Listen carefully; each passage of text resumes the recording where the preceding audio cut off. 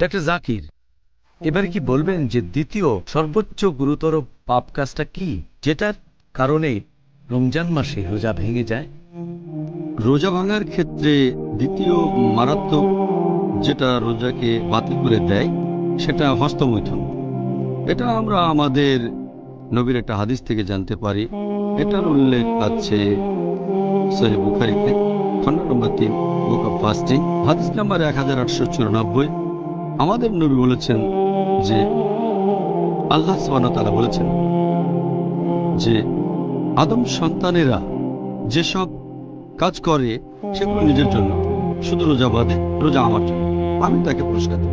এরপর আরো বলা হয়েছে যে যে লোক বিরত থাকে, সংযত থাকে খাওয়া থেকে, পানীয় থেকে আর তার আকাঙ্ক্ষা থেকে আমার খাতিরে, আল্লাহ বলেছেন যে বিরত থাকে পানাহার এবং নিজস্ব আকাঙ্ক্ষা থেকে আমার খাতিরে।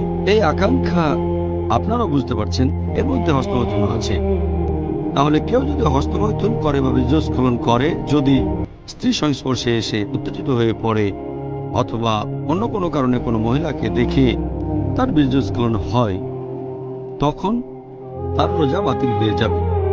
সে আল্লাহ তাআলার কাছে তওবা করবে, বাকি সময়টা রোজা রাখবে।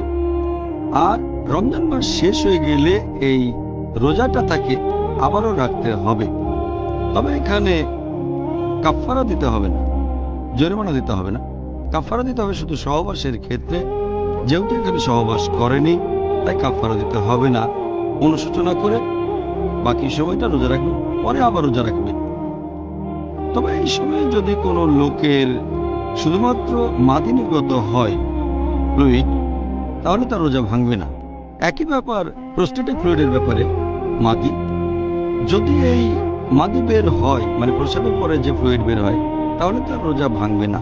এরকম হলে তাকে শুধু গোপনাঙ্গ ধুয়ে ফেলতে হবে, ওযু করতে হবে, তার রোজাটা ভেঙে যাবে না, সে পুরো সময়টা রোজা থাকতে পারবে।